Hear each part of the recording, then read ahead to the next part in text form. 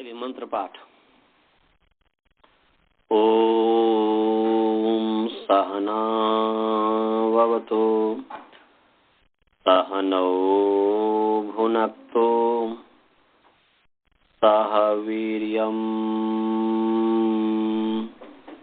करवावहै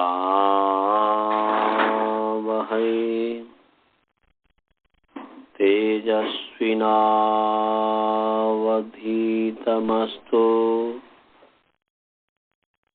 मा विद्विषावहै।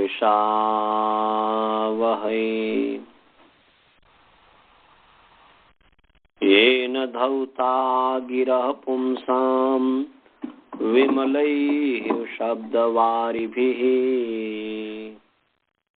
तमश्चाज्ञानजं तस्मै पाणिनये नमः। वाक्यकारं वरुरुचिं भाष्यकारं पतञ्जलिं पाणिनि सूत्रकारं च प्रणतोऽस्मि मुनित्रयम्। ओम शांति शांति शांति। सभी को सादर नमस्ते। आइए आप सभी का प्रथमावृत्ति पाठ में स्वागत है, प्रथमावृत्ति कक्षा में स्वागत है। भगवान की कृपा से हम मेद्यति की सिद्धि कर रहे थे, हमने सिद्धि कर दिया था, परंतु उसमें मेद्यति में मिद य ती इस अवस्था में य को मान करके जो मिद की अंग संज्ञा है और अंगस्य के अधिकार में पुगंत लघु पदस्य च, पुगंत और लघुप्त अंग के जो इक है, अंग के अवयव जो इक है, उसके स्थान में गुण प्राप्त हो रहा है। परंतु मतलब ये हो रहा है तो उसी से गुण हो जाएगा, तो फिर जो है यहाँ पर मिद्र गुण क्यों बनाया गया, ऐसा कोई शंका कर सकता है। तो फिर जो है उसमें है कि भाई पुगंत लघु पद से जो गुण प्राप्त है, उसके प्राप्त होने पर ये जो श्यन जो यह है, मिद य जो है श्यन, वो ये है तिंगशित सार्वधातुकम से शित है, इसलिए सार्वधातुक है। और सार्वधातुक होने से सार्वधातुकम अपित, अपित सार्वधातुक गितवत होता है, पित भिन्न सार्वधातुक गितवत होता है। तो यह जो है पित नहीं है, श्यन जो है शित है और नित है, पित नहीं है, इसलिए अपित है। तो अपित सार्वधातु को गित के समान मान लिया और मान करके फिर जो है कंगति का एक सूत्र है, इससे गुण का निषेध हो जाता है। इसलिए कंगति का सूत्र निकालिए, 1-1-5 नंबर सूत्र है, निकालिए। पहला अध्याय, पहला अध्याय, पहला पाद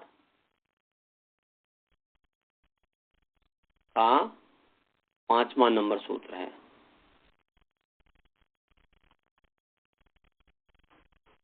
निकालिए, निकालिए,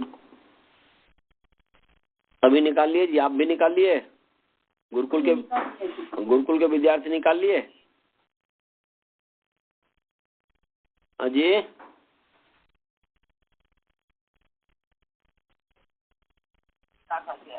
तो चलिए जी, कुंगति च क्या है सूत्र? कुंगति च, हाँ कुंगति च।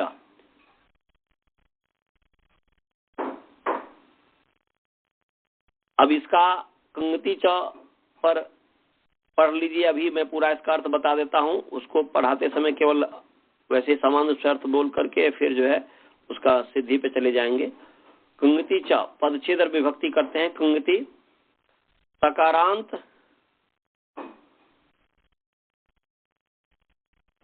नपुंसक लिंग, कुंगित शब्द सप्तमी विभक्ति एक वचन, कुंगति च अव्यय पद।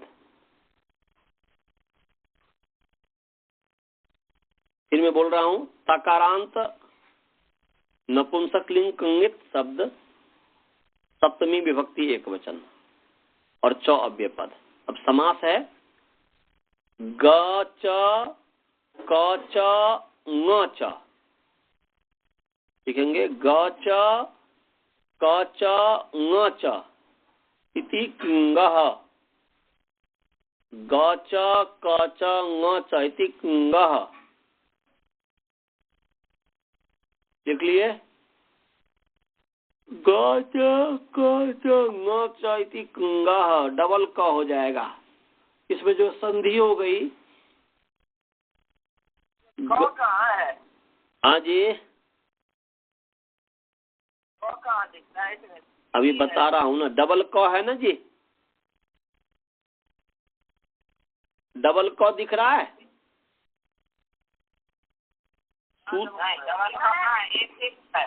एक ही क है। चलिए कोई बात नहीं, एक क दिख रहा है। अब जैसे मैं बोल रहा हूँ वैसे कीजिए और अभी समझ में आ जाएगा आपको। आप लिखिए ग च क च ङ च। ग च क च ङ च इति ङ डबल क और ङ के आगे विसर्ग दे दीजिए। सभी लिख रहे हैं जी। ग च क च ङ च इति ङ डबल क ङ माने डबल क और ङ के आगे विसर्ग ङ बहुवचन। लिख लिए। ग च क च ङ च क ख ग घ ङ पंचम वर्ण। ग च क च ङ च इति ङ। ग च क च ङ च इति ङ। लिख लिए। डबल क और ङ जो बहुवचन है ङ। लिख लिए। क्या लिखे?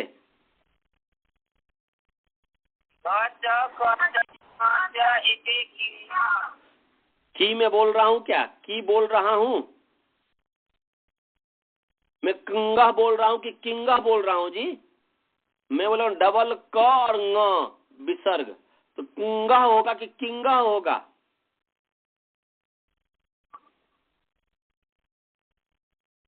फिर देखो ग च क च ङ च, कहीं पर भी ई मैं बोल ही नहीं रहा हूं, तो किंगा कैसे हो गया जी? ग च क च ङ च इति किंगा डबल क और ङ, जैसे वाक वाचो वाच बहुवचन होता है, ङ ङ ङ किंगा। समझ में आया कि नहीं?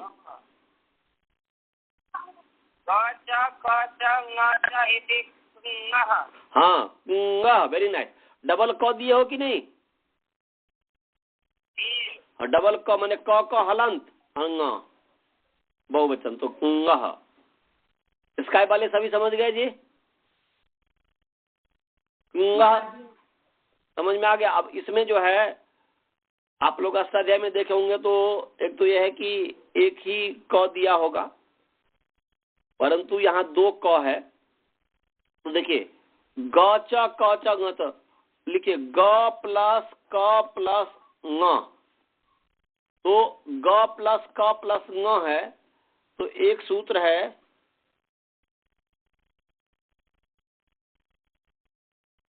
खरीच। क्या सूत्र है जी? खरीच सूत्र निकालो। ये खरीच कहाँ का है?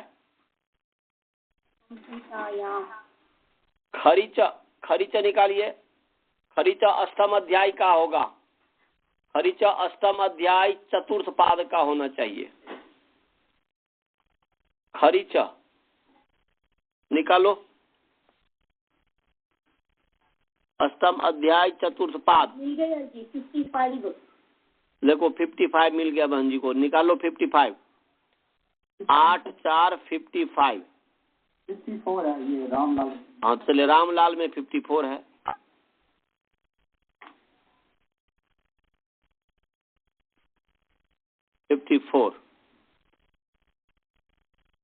तो खरीच, खरीच कहता है, देखो खरी निकालिए भाई जी।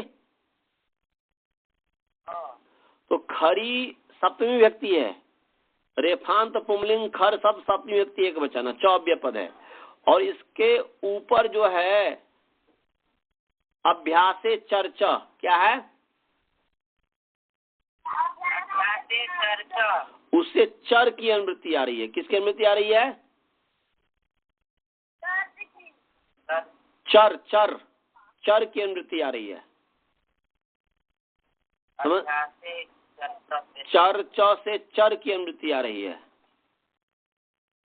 समझ गए? और इसी के ऊपर सूत्र है 8-4 जो 52 नंबर सूत्र है, झलाम जश झसी,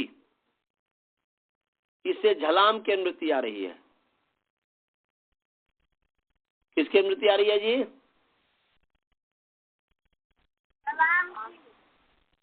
झलाम की अनुवृत्ति आ रही है। तो झलाम जश झसी से झलाम की अनुवृत्ति आ रही है। अभ्यासे चर्चा से चर की अनुवृत्ति आ रही है।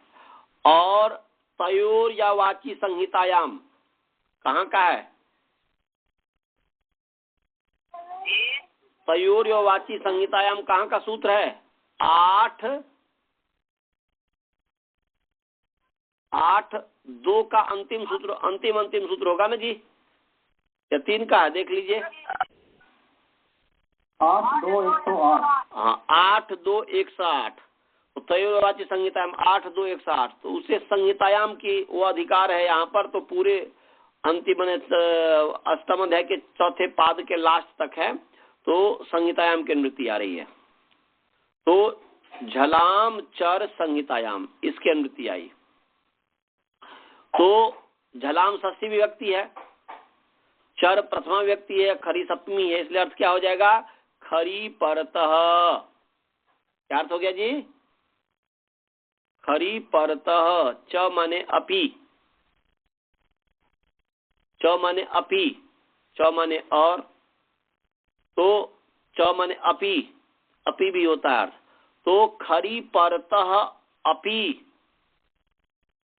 या चापी, खरी परतः चापी झलाम चर माने खरी, अन्वय करेंगे तो खरी च झलाम चर संहितायाम। संहितायाम सबसे से पहले ले आइए।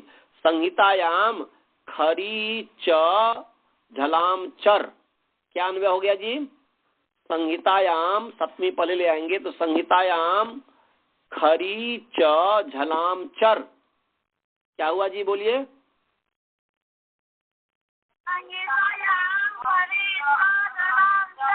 अब इसका बस संस्कृत में थोड़ा और मतलब बढ़ा कर कर दीजिए। मैंने खरी च मैंने सप्तमी पर सप्तमी है यहाँ पर, तो खरी परतः ये हो गया।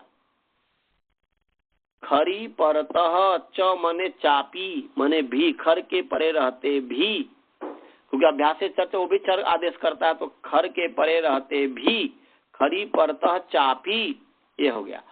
और झलाम, झलाम में षष्ठी है, वो स्थान षष्ठी है, इसलिए झलाम स्थाने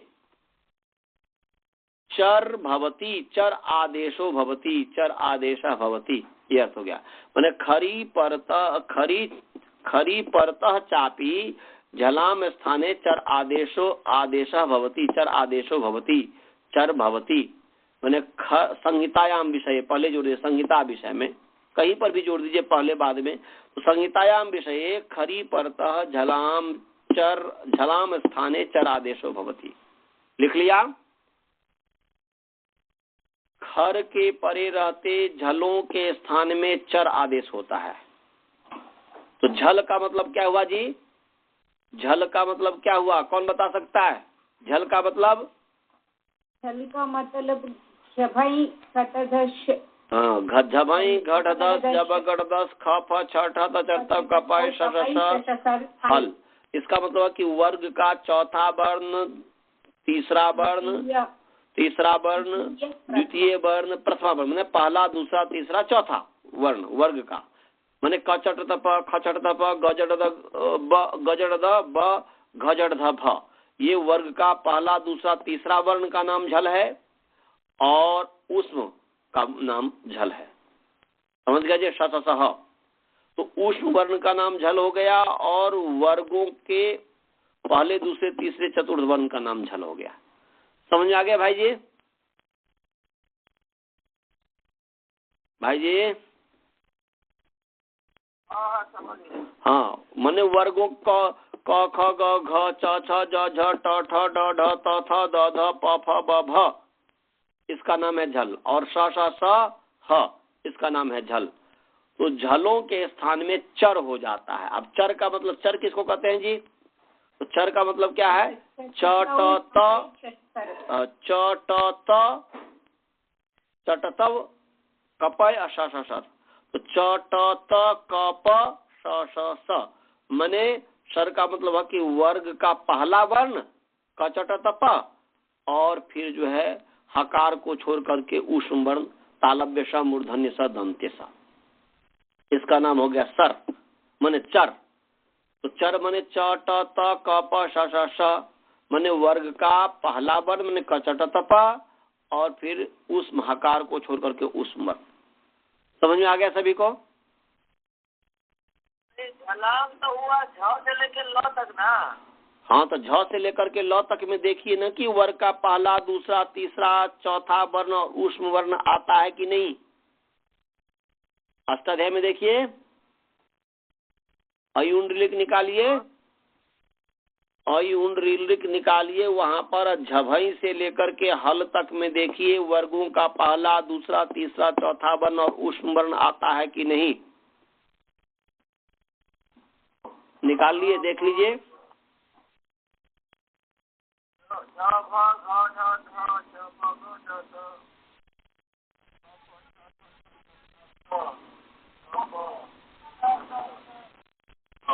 जो मैं बोला वो आया कि नहीं? हाँ भाई जी। झलाम का मतलब तो हो गया झ से लेकर के और ह जितना वर्ण हुआ सब ना। हाँ, तो वही मैं बोल रहा हूँ कि सरल भाषा में, लौकिक भाषा में बोल रहा हूँ। लोक में जो अ आ ई हम लोगों ने सीखा है उसके आधार पर मैं बोल रहा हूँ कि क ख ग घ च छ ज झ, तो उसमें क ख ग घ का नाम है झल, च छ ज झ का नाम है झल, ट ठ ड ढ का नाम है झल, त थ द ध का नाम है झल, प फ ब भ का नाम है झल, और श स स ह का नाम है जल। मैं जो बोल रहा हूँ वो अष्टाध्याय में क्रम में तो दिया ही है, मैं लौकिक क्रम बता रहा हूँ। लोक भाषा में जो चलता है वो है कि नहीं है। झल का मतलब ये है, सो समझ गए। झल का मतलब नहीं समझे। अरे झल का मतलब हुआ कि झ से लेकर के हल तक, झल झभई से लेकर के हल तक जितने भी वर्ण है सबका नाम है झल। मैंने आप चवर्ग तवर्ग तवर्ग पवर्ग ये भी कर रहे हैं ना। आप ये बताइए ना कि आपको कपई सर मने चट तब कपई में पहला वर्ण आया कि नहीं। देखिए ना, आप अष्टाध्यायी नहीं देख रहे हैं क्या? देख तो रहे हैं, घबरा के मत बोलिए ना। हमें अच्छा, क आ गया, क मिल गया।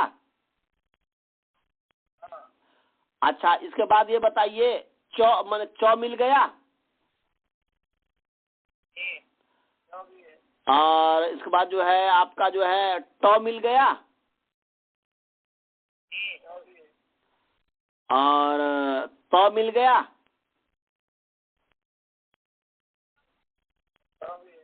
तो क च ट त और प मिल गया।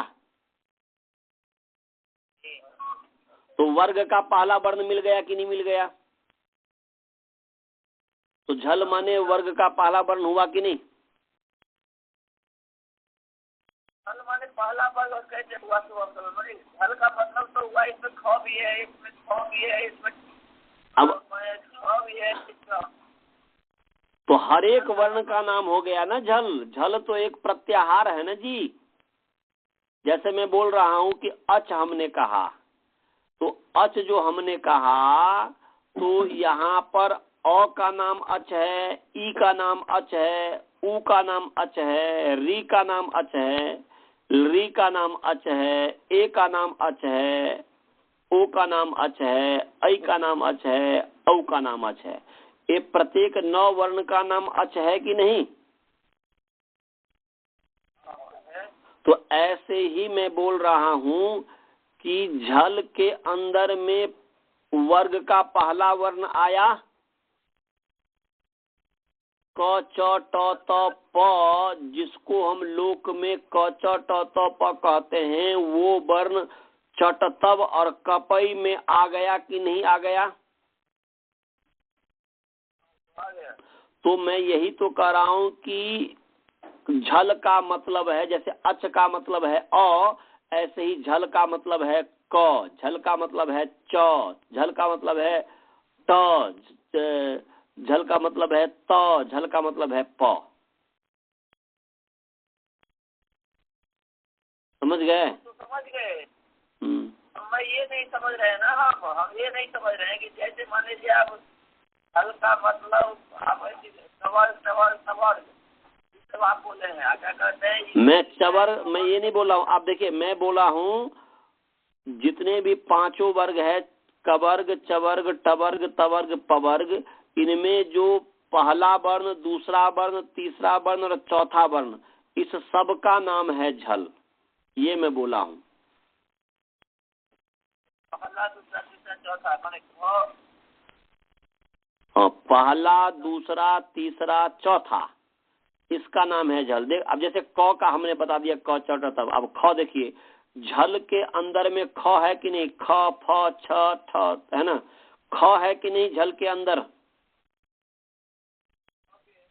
और फिर जो है क्या बोलते, छ है कि नहीं? दूसरा वर्ण भी है, पहला वर्ण भी है, तीसरा वर्ण भी है और चौथा वर्ण भी है। तो वही तो मैं कह रहा हूं कि झल का मतलब है पहला वर्ण, दूसरा वर्ण, तीसरा वर्ण और चौथा वर्ण।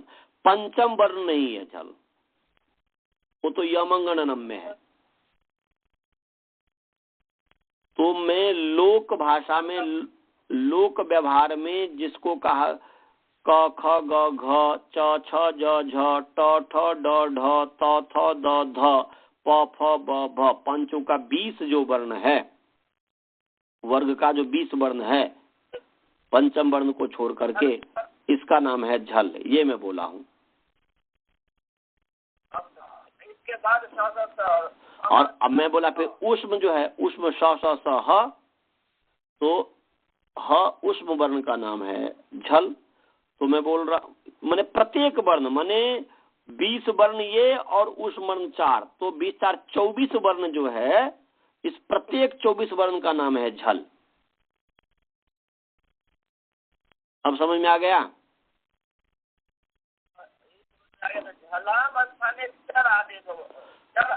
अब वो आगे चर आगे समझाऊंगा ना, झल समझ में आया कि नहीं? अब चर पे चलिए, अब चर पे चलिए। तो देखिए, चर जो है चट तव कपय श श शर, तो चर में कौन कौन से वर्ण आ रहे हैं बताइए? हाँ, चर में कौन कौन से वर्ण है देखिए?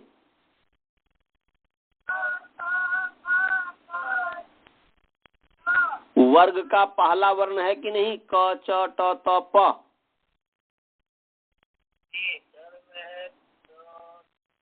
च ट त क प, च ट त क प, है नहीं जी?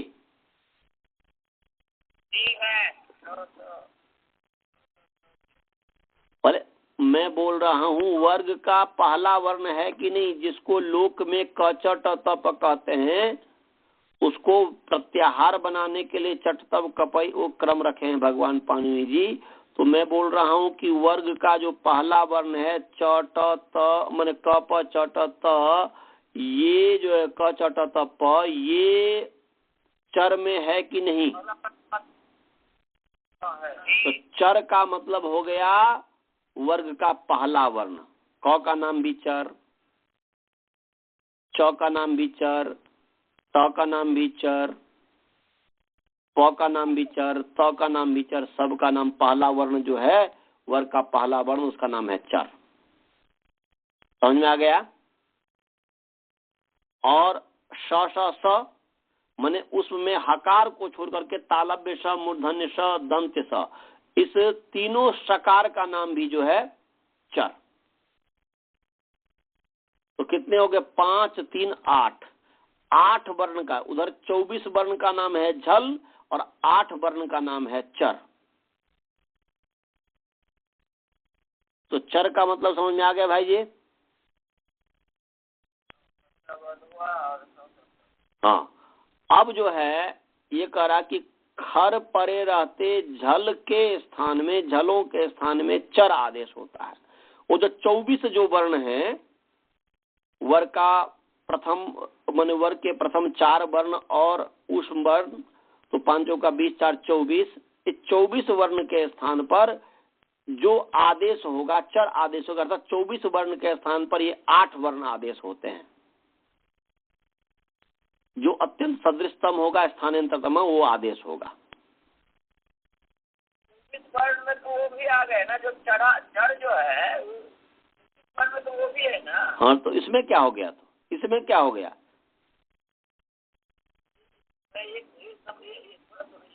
तो इसमें यदि मान लीजिए, इधर सुनिए, इधर यदि मान लीजिए, यदि कहे कि चौ के स्थान में चौ हो, तो इसमें कौन सी बात? चौ को चौ ही होगा। यदि चौ के स्थान पर चौ की बात होगी, चौ के स्थान में चौ ही हो जाएगा। इसमें कौन सी बड़ी बात है? और उसके लिए चौ को चौ करना तो लगाएंगे ही क्यों? आपको ये समझना है, जो 24 जो वर्ण है, उस 24 वर्ण के स्थान पर ये 8 वर्ण होते हैं। जो अत्यंत नजदीक वर्ण होगा इन 24 वर्ण के, वो अत्यंत नजदीक वाला वर्ण होगा, जो अत्यंत सदृशतम वर्ण होगा।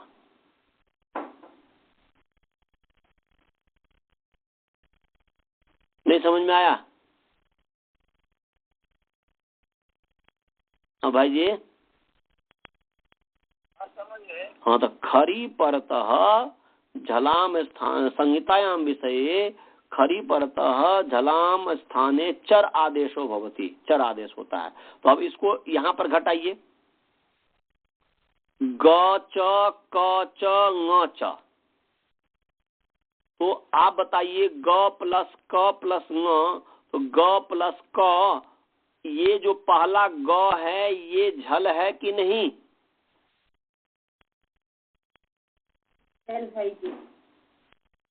भाई जी, जो ग प्लस क किया, अब यहाँ जो संधि करेंगे ग क ङ में संहिता तो है ही, समीप में तो है ही पर संहिता।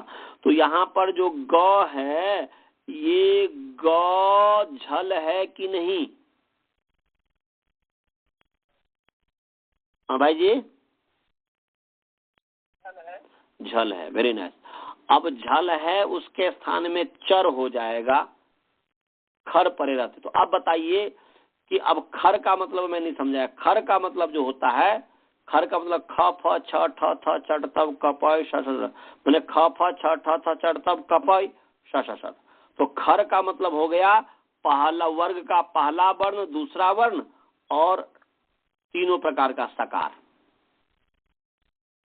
माने इसमें हो गया माने 5 दूना 10, 3 13 वर्ण हो गया खर के अंतर में।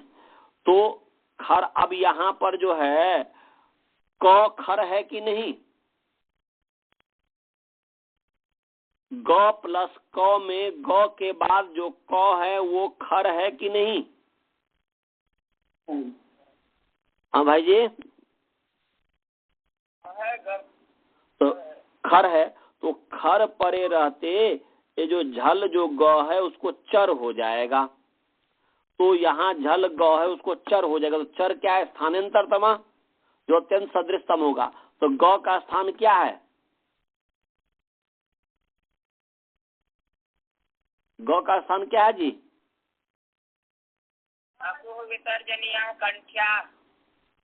मैं बोला क्या स्थान है, तो आपने सूत्र मार दिया, सूत्र बोल दिया। मैं बोला क्या स्थान है?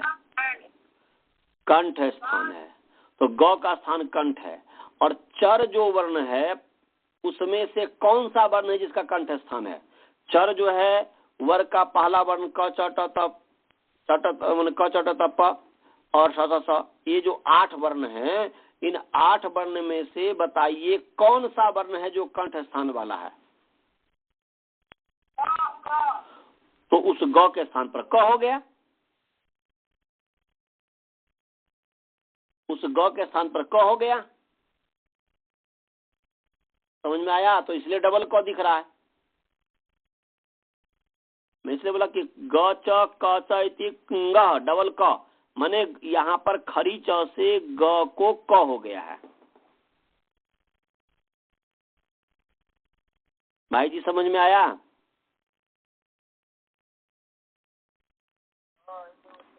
हाँ जी, हिसाब से समझ में आया, इसके हिसाब से समझ में आया, लेकिन ये जो है ना, यूपी जो सूत्र है, हाँ, दौर का काम तो हमको दिखता ही नहीं। तो नहीं दिखता तो फिर आगे का वो है ना, वो अब आगे बताता हूँ ना, जितना मैं बताया वो समझ में आया कि नहीं, वो तो आगे का विषय है। इतना समझ में आ गया? सभी को इतना समझ में आ गया जी? आ गया जी। राजभल्ला जी समझ गए? इतना तो आ गया। हाँ, तो इतना समझ में आ गया, तब उसके आगे चलते हैं। आगे निकालिए, हलो यमाम यमी लोपह, निकालिए। कहाँ, कितने नंबर सूत्र है जी? हलो यमाम यमी लोपह, यहीं पे होगा कहीं, इसके ऊपर अष्टम अध्याय में, चतुर्थ पाद में ही है, अष्टम अध्याय चतुर्थ पाद में 63। हाँ, तो निकालो जी, 63 है। 1-4-63। हाँ, 8-4-63। हलो यमाम यमी लोपह, निकाल लिया? हलो यमाम यमी लोपह, निकाल लिया? भाई जी निकाल लिए?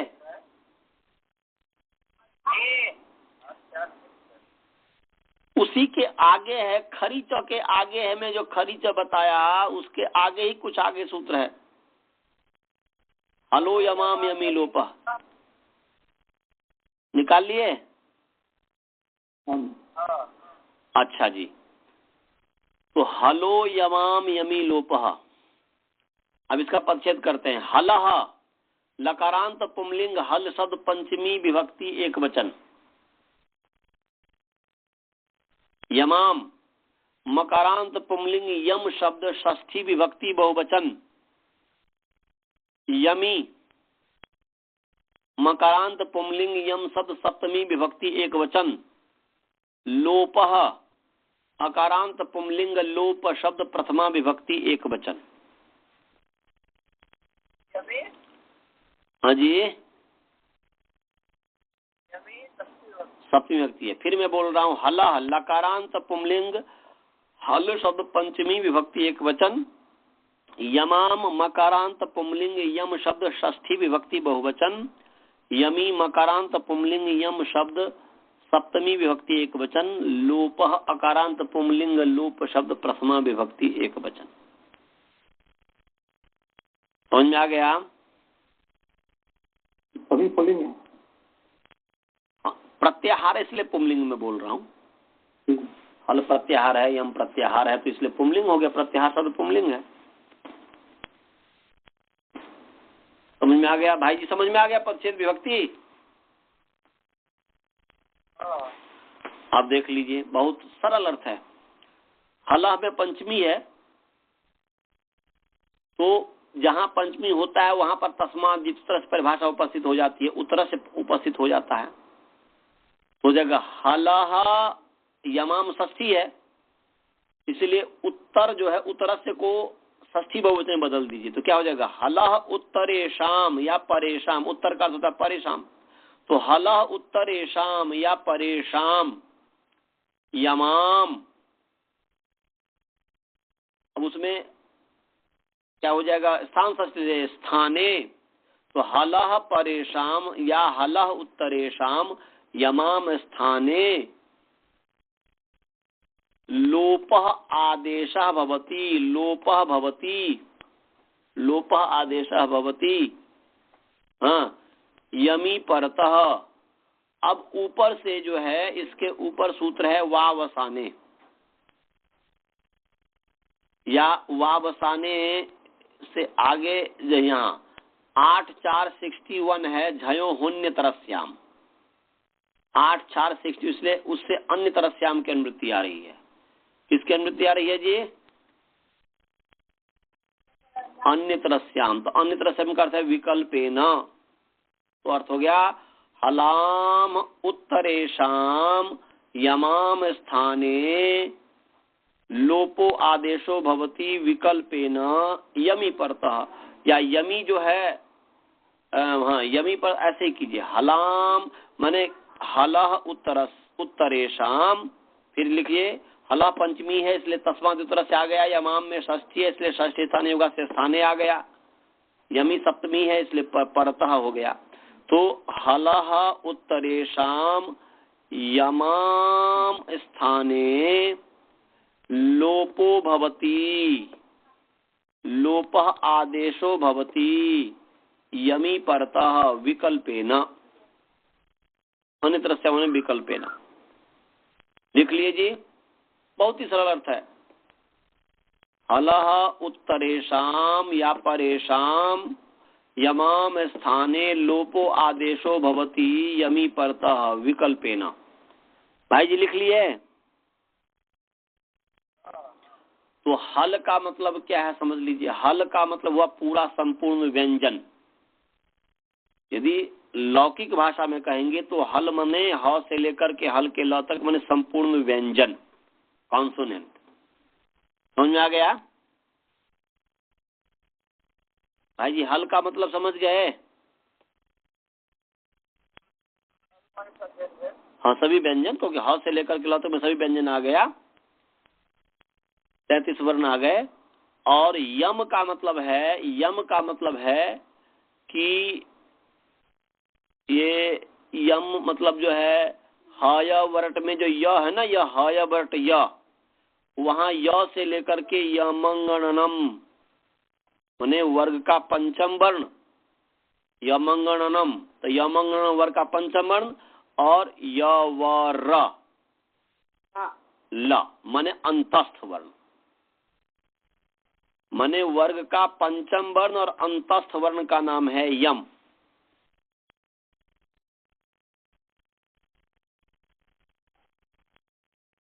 क्या बताया जी?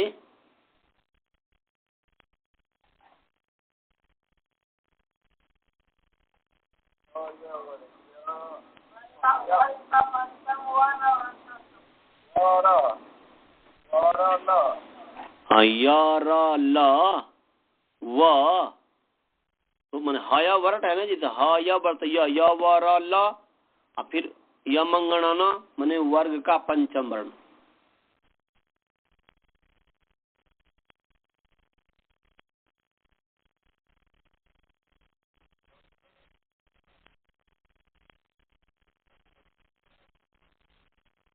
नहीं समझ में आया भाई जी? हाँ, तो वर्ग का यम माने अंतस्थ और वर्ग का पंचम वर्ण।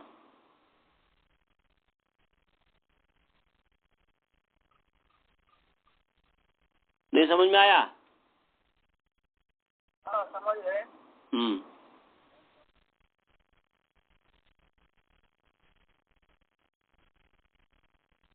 पंचम वर्ण। तो हल से उत्तर माने हलह परेशाम यमाम स्थाने लोपो भवति, लोपादेश से यमी पड़ता, माने व्यंजन से परे व्यंजन के उत्तर वर्ग का पंचम वर्ण या अंतस्थ वर्ण हो तो उसके स्थान में लोप हो, ना वह लोप हो जाता है। यदि पंचम वर्ण या अंतस्थ वर्ण बाद में हो तो इसका मतलब समझ में आ गया? हलो यमाम यमी लोप सभी समझ गए जी? हलह परेशाम यमाम स्थाने लोपो आदेशो भवति यमी परतः, सभी समझ गए भाई जी? इसका अर्थ समझ गए? अंतर मतलब हुआ? अन्य तरस्या में तो अंतरतमा, अन्य तरस्या माने विकल्पे न, अन्यतर किसको कहते हैं जी? अन्य माने दूसरा, दोनों में से एक, माने इसलिए कह रहे हैं कि ये विकल्प से, अन्य तरस्या का मतलब विकल्पे न, अन्यतर।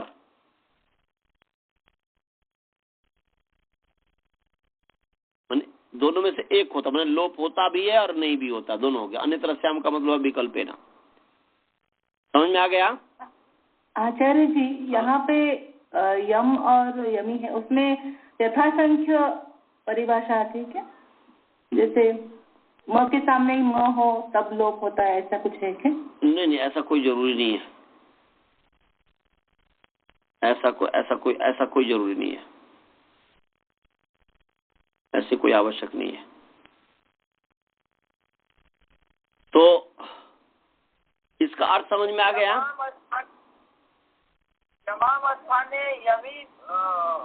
यमाम स्थाने लोपो भवति, लोप आदेशो भवति यमी परतः।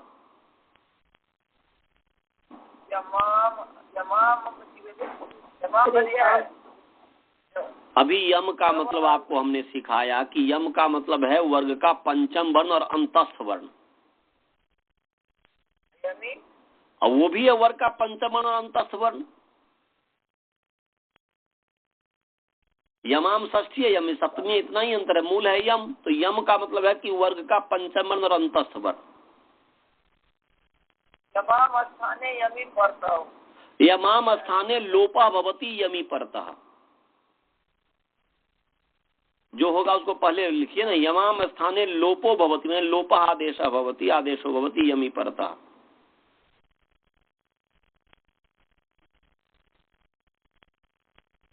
अर्थ यदि आपको समझ में आ गया तो इसको हम उदाहरण में घटा करके बताएंगे आपको।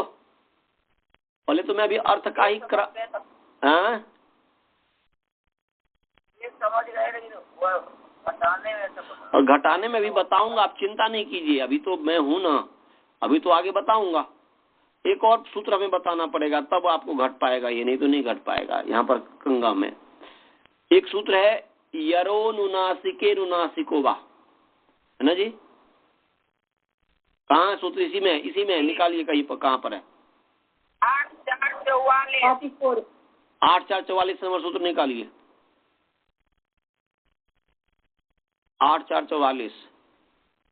ये जितना भी मैं सूत्र पढ़ा रहा हूँ ये अच्छे से पढ़ लीजिए, क्योंकि जो है फिर मैंने ये उस समय जब हम पढ़ाएंगे तो उस समय बस वैसे पाठ केवल मैं पाठ कर दूंगा, इसलिए अभी पूरे जोर से लगा दीजिए। ऐसा नहीं सोचिए कि उस समय आएगा तो फिर अच्छे से समझ लेंगे, नहीं, अभी अच्छे से समझ लीजिए, मैं पूरा जोर लगाता हूँ समझाने में। निकालिए सभी यरुनाश को नाश को बा। कौन सा सूत्र है जी? 8-4-44। 44। हाँ, आ गया।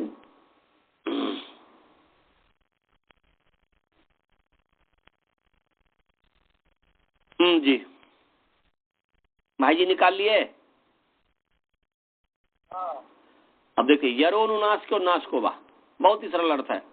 यरह रेफांत पुमलिंग यर शब्द षष्ठी विभक्ति एक वचन। यरह क्या है जी? रेफांत पुमलिंग यर शब्द षष्ठी विभक्ति एक वचन। और अनुनासिके अकारांत पुमलिंग अनुनासिक शब्द सप्तमी विभक्ति एक वचन। और अनुनासिक अकारांत पुमलिंग अनुनासिक शब्द प्रथमा विभक्ति एक वचन। वा अव्ययपद। फिर मैं बोल रहा हूं कि रेफांत पुमलिंग यर शब्द षष्ठी विभक्ति एक वचन, अनुनासिके अकारांत पुमलिंग अनुनासिक शब्द सप्तमी विभक्ति एक वचन, अनुनासिक अकारांत पुमलिंग अनुनासिक शब्द प्रथमा विभक्ति एक वचन, वा अव्ययपद। समझ में आया?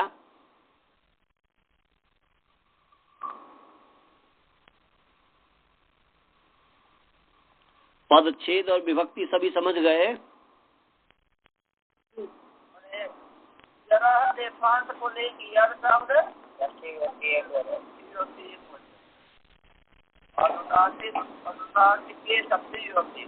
हाँ, और अनुनासिका प्रथमा विभक्ति एक वचन और वा अव्ययपद। समझ में आ गया? पद छेद और विभक्ति समझ में आ गया?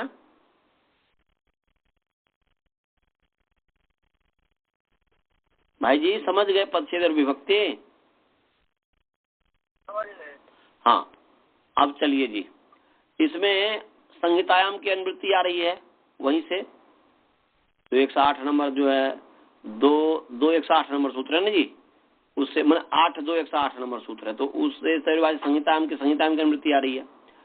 और यहाँ पर जो है न पदांत निर्वचन बड़े या लोप से जो है, तो यहाँ पर पदांतात की अनुवृत्ति आ रही है, मंडूक प्लूति से आ रही है, और उसको जो षष्ठी में बदल देंगे, क्योंकि यह षष्ठी है इसलिए पदांतात पदांत से हो जाएगा, तो हो जाएगा पदांतस्य यरह स्थाने।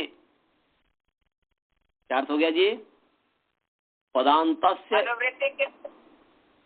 अनुवृत्ति आ रही है संहितायाम की, और 8-4 जो 41 नंबर सूत्र है ना जी, न पदांता टोरा नाम, मैं द्विवचन गलत, मैं वो पहला पाद का मैंने अर्थ कर दिया, गलत में बोल दिया, पहला पाद बोल दिया था। न पदांता टोरा नाम से पदांतात की अनुवृत्ति आ रही है। किसकी अनुवृत्ति आ रही है? मंडूक प्लूति से आ रही है। मंडूक प्लूति समझते हो? मंडूक प्लूति मतलब समझते हो? अरे मंडूक प्लूति समझते हो? मंडूक प्लूति क्या? मंडूक प्लूति क्या है? मेढक के समान उछल के। हाँ, वेरी नाइस, धन्यवाद। तो मेढक के समान उछल करके यहाँ पर आ गया पदांतात की अनुवृत्ति, और उस पदांतात को षष्ठी में बदल दो, क्योंकि यह षष्ठी है इसलिए पदांतात को षष्ठी में बदलोगे तो क्या हो जाएगा?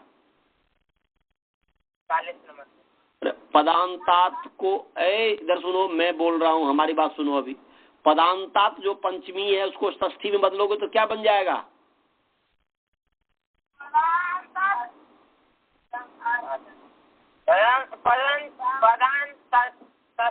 हाँ, पदांतस्य, ये हो जाएगा। तो अर्थ हो गया पदांतस्य यरह, यरह में षष्ठी है इसलिए स्थाने पदांतस्य यरह स्थाने,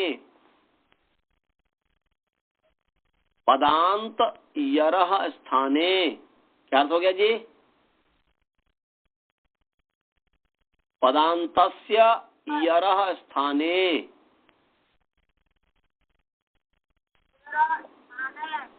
हाँ, पदांतस्य, हाँ, पदांतस्य यरह स्थाने अनुनासिकः भवति, अनुनासिके परतः विकल्पेन, वा माने विकल्पेन, वैसे ही है, अर्थ हो जाएगा।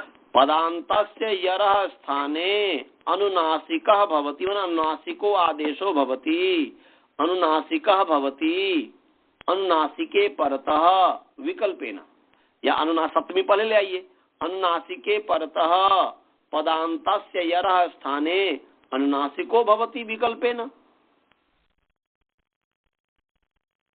लिख लिया? पदांत यर के माने अनुनासिक परे हो तो पदांत यर के स्थान में अनुनासिक आदेश होता है विकल्प से।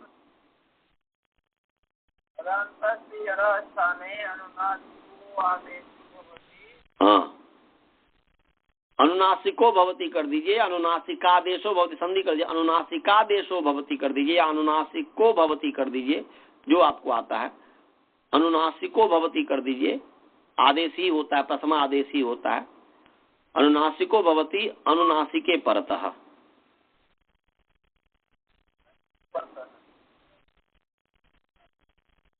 माने अनुनासिक परे रहते पदांत यर के स्थान में अनुनासिक आदेश होता है। समझ में आ गया भाई जी?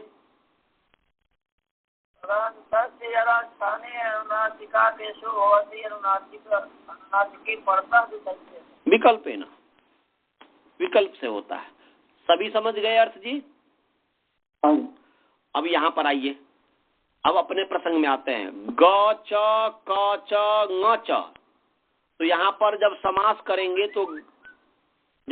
करेंगे तो ग सु क सु ङ सु, और इसका समास कर देंगे चार छेद द्वंद्व से, फिर सुपो धातु प्रातिपदिकयो से लुक हो जाएगा, तो ग क ङ हुआ।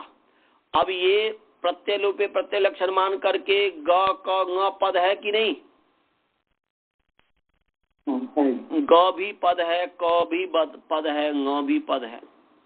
तो हमने तो एक खरी च करके एक कर दिया था, ग को क कर दिया था, तो क भी पद, दोनों क हो गए, क क ङ। तो पहला जो क है उसको ग समझना है, क्योंकि ग को क हुआ है खरी च संधि से।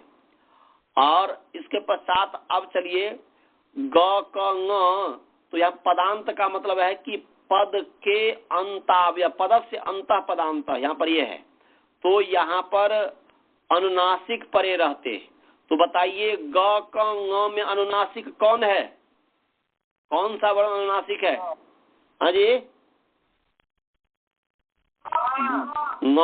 तो अनुनासिक परे रहते तस्मित निर्दिष्ट पूर्व से ठीक पूर्व, माने पूर्व को कार्य होता है सप्तमी विभक्ति होने के कारण, तो तस्मित निर्दिष्ट पूर्व से। तो अनुनासिक ङ के परे रहते पूर्व में क्या है? क है। ओ पद का अंतावयव क है कि नहीं? अब बोलेंगे कि भाई एक क तो पद है तो उसका अंतावयव वो एक ही है, तो जिसके पास एक ही बेटा हो वही बड़ा है वही छोटा है, तो यहाँ पर उसी में अंतवत व्यवहार कर देंगे। तो वहां पर क पद का अंतावयव है कि नहीं? और बताइए ये यर है कि नहीं? यर किसको कहते हैं?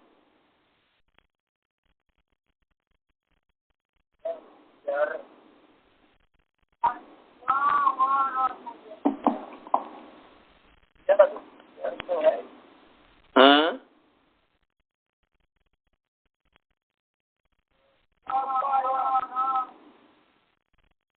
में तो ये सब आ गया। यर में हय वर्ण के य से लेकर के श तक आया कि नहीं? को छोड़कर सब वर्ण आ गए। हाँ, तो ह को ह य वर्ण, तो ह को छोड़ करके सब वर्ण आ गए कि नहीं आ गए? तो बताइए उसमें क आया कि तो यर वर्ण क हुआ कि नहीं? क यर है कि नहीं भाई जी? क यर है कि नहीं? माने ह को छोड़ करके सभी वर्ण जब आ गए तो क आया कि नहीं? उसके अंदर में व्यंजन में हकार को छोड़ दीजिए सब आ गया, तो क यर है कि नहीं?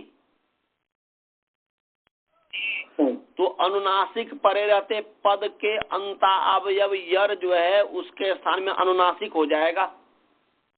तो क के स्थान पर अनुनासिक कौन सा होगा स्थानांतरतमा से? पंचम वर्ण ङ है वो अनुनासिक परे है, तो क का अनुनासिक क्या होगा जी? ङ होगा। Very nice. क का अनुनासिक क्या होगा? ङ होगा। तो अब हो गया क ङ ङ, क्या हो गया जी? क ङ ङ।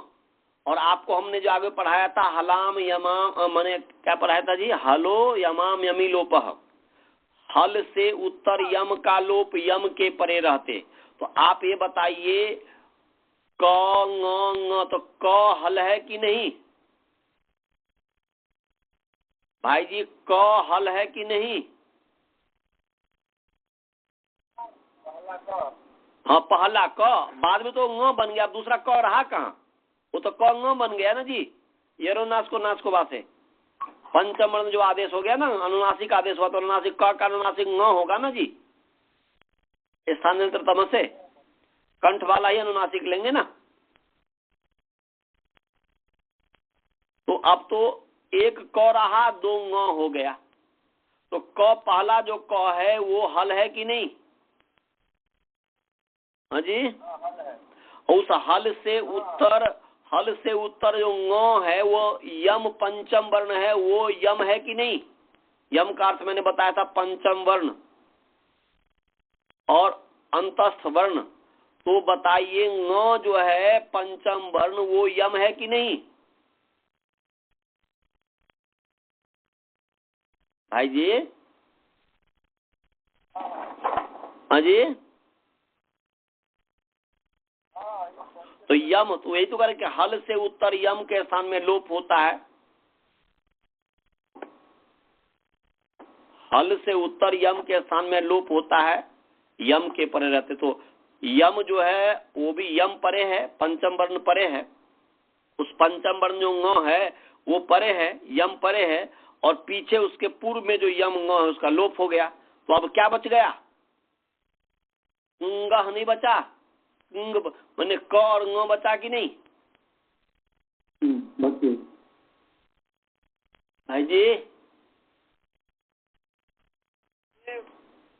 एक को तो ङ बन गया, एक क, बीच वाला क जो था वो ङ बन गया, पहले वाला तो क है वो ग है, उस ग को क हो गया खरीच से, और बीच वाला जो क है उसको ङ बन गया है हलो यरो नासको नासकोबा से, और उस ङ को जो है लोप हो गया है, बीच वाले ङ का लोप हो गया है। यम जो है यम जो पंचम वर्ण पर परे है, हलो यमा में मिलोप। तो एक ही क दिखा कि नहीं? अब एक ही क है कि नहीं? एक ही क है। और उस तो कंगह हो गया, और कंगह के आगे कंगह इता यस्स कंगित तस्मिन कंगिति, एक ही क दिख रहा है। इसीलिए संधि के कारण यहाँ पर एक ही क दिख रहा है। वैसे दो है, ग है और क है। एक क जो है जो ङ बन गया उसी का लोप हुआ। हाँ, ङ जो बन गया क उसी का तो लोप होगा ना, क्योंकि हलो यमाम यमी लोप यही कहता ही है कि हल से उत्तर यम का लोप हो, यम के परे रहते विकल्प से। कर भी सकते हैं, नहीं भी कर सकते हैं।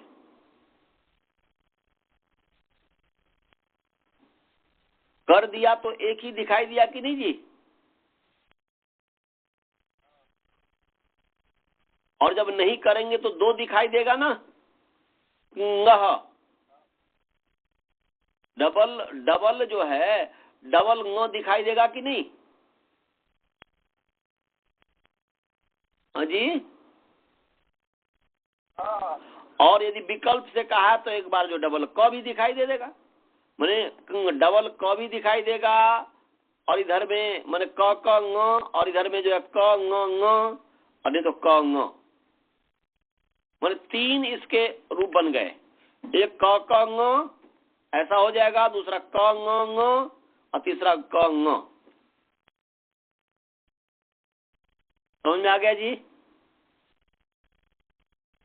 तो किसी अष्टाध्याय में आपको क क ङ दिखेगा, किसी अध्याय में क ङ ङ दिखेगा, किसी में क ङ दिखेगा, सब ठीक है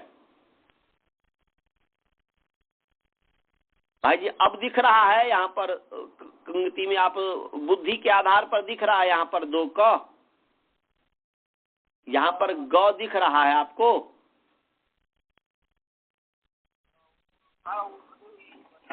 हाँ जी,